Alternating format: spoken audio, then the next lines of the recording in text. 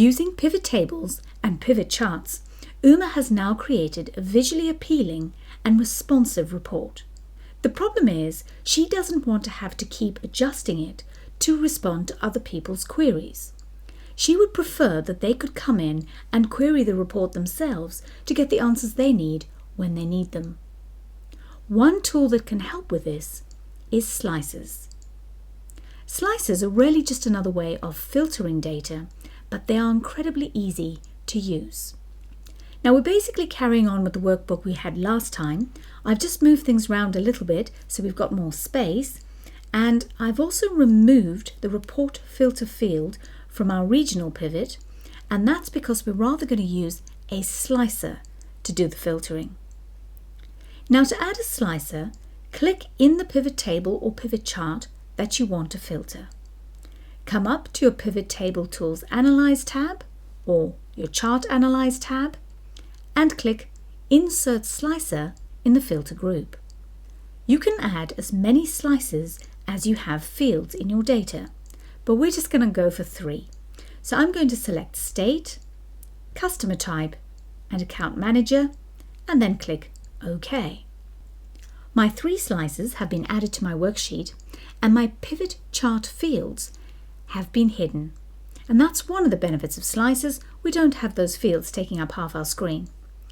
Let's just move these so we can see them all. Now to move a slice is much like moving a chart. It's just a click and drag. I'm going to do it from the top of the window though, so I don't accidentally click on any of the values underneath. Okay, I can see them all a little bit more clearly now. With one of your slices still selected, have a look in your ribbon and you will see that we have a Slicer Tools ribbon. And this gives us all our tools for working with slices. On the right hand side are a whole selection of tools just for organizing and resizing them. So for example, I'm going to use my Control key and click on all 3. And then I'm going to come up to my size group and I'm going to change the height to be 5 centimeters. And you can just type 5 and press enter.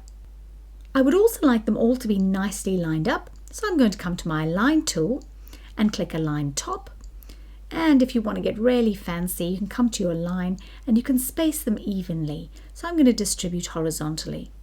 And this just allows us to quickly organize our slices so they look really good. I'm going to click back on my State Slicer. Also available on the Slicer tools are some styles, very similar to the ones we've seen previously. And if I click the drop down, I get a few more. And I'm just going to go and add some nice styling to each of my slices so that they're distinctive and in keeping with the rest of the worksheet. Great, my slices are looking great, but now I need to actually start using them. Let's say, for example, I only wanted to see my sales for New South Wales. If I come to my State Slicer and click on New South Wales, it has now filtered both my table and my chart. To clear that filter, come to the top right hand corner of the slicer and click the Clear Filter button. Really easy. Let's say I wanted to select 2 values.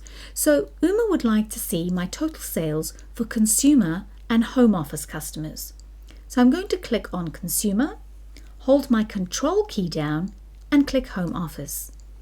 I'm now seeing just the data for those 2 options. Let's clear that one as well.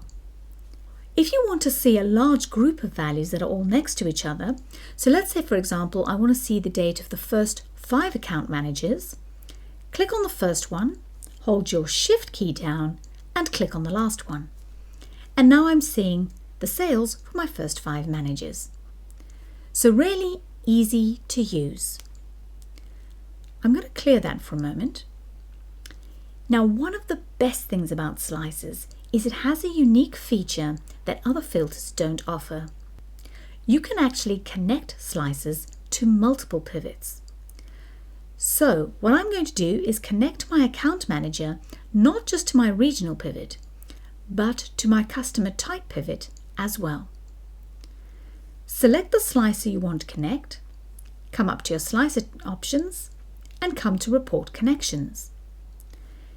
Now if I scroll to the bottom, you'll see it is already connected to my regional pivot, but I now would like to connect it to my pivot 1 on my main pivots sheet. And you see why it's quite a good idea to name your pivots. But we know that's the right one, so we're going to select it and say OK. Now the next time Anya needs to see her data, she can open this workbook, click on her own name, and both charts are now showing her data. When she's done, she can clear the filter.